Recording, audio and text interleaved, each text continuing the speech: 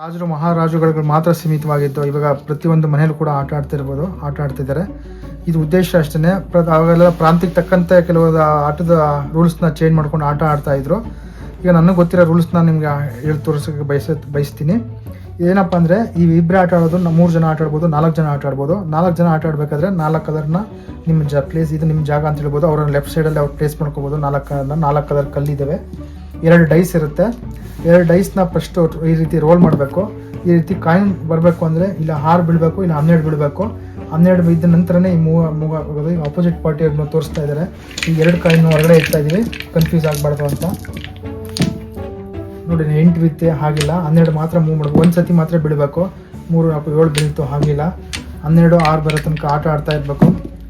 ನೋಡಿ 6 ಬಿಡ್ತು. ಇವಾಗ ಅವ್ರಿಗೆ ಪಾಸಿಬಿಲಿಟಿ ಮೂವ್ ಮಾಡೋದಕ್ಕೆ ಚಾನ್ಸ್ ಸಿಕ್ತು. ಇಲ್ಲಿಂದ ಮೂವ್ ಮಾಡ್ತಾ ಇದ್ದಾರೆ. ನೋಡಿ ಆನೆಯಿಂದ ಎಂಟ್ರಿ ಆಗ್ತಾರೆ. ಒಂದು ಮೂವ್ ಮಾಡಿ ಅವರ ಹೊಸಸ್ನ ನೆಕ್ಸ್ಟ್.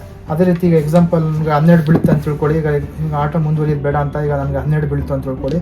ಇಲ್ಲ 12 ರೋಲ್ ಮಾಡಿದೆ, 12 ಬೀಳ್ತು. ನಾನೇನು ಮಾಡ್ತಾ ಇದ್ದೀನಿ, ಇಲ್ಲಿಂದ 12 ಬೀಳ್ತು. 1, 2, 3, 4, 5, 6, 7, 8, 9, 10 ರೈಟ್ ಸೈಡಿಂದ 11, 12 ಇಲ್ಲಿಗೆ ಬೀಳ್ತು. ಅದೇ ರೀತಿ ನಂಬರ್ಸ್ನ ಆಗ್ತಾ ಹೋಗ್ತಾ ಇರುತ್ತೆ. ಈ ರೀತಿ ಒಂದು ರೌಂಡ್ ಹೋಗಬೇಕು. ಈ ರೀತಿ ಒಂದು ರೌಂಡ್ ಬಂದ ನಂತರ ಇದೇ ರೀತಿ ಆ 4 ಕಾಯಿನ್ಸನ್ನು ಒಂದು ರೌಂಡ್ ಬರಬೇಕು.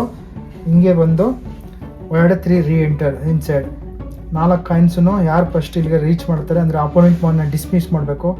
ಇಲ್ಲಿ ಯಾರು ಫಸ್ಟ್ ಆನೆಗೆ ರೀಚ್ ಆಗ್ತಾರೆ ಅವನೇ ಮಹಾರಾಜ ಅಂತ.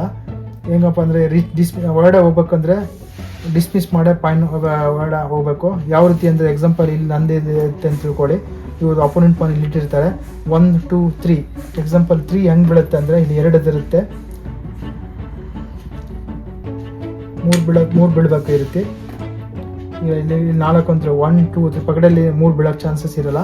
ಅದರಿಂದ 4 ಬೀಳುತ್ತೆ ಅಂತ 1, 2, 3, 4 ಅಂತ ತಿಳ್ಕೊಳ್ಳಿ. 4 ಇದೆ ನೋಡಿ. ಈಗ ಬಿದ್ದಾಗ ಇವನ್ನ ಡಿಸ್ಮಿಸ್ ಮಾಡಿ ವಾಪಸ್ ಮನೆಗೆ ಕಳಿಸ್ಬೋದು. ಇವನು ಹೊರಗಡೆ ಹೋಗೋದಕ್ಕೆ ಈಗ ಎಲಿಜಿಬಲ್ಲು ಅಂತ ಇದನ್ನು ಎಕ್ಸ್ಪ್ಲೇನ್ ಮಾಡೋಕ್ಕೆ ಇಷ್ಟಪಡ್ತೀನಿ.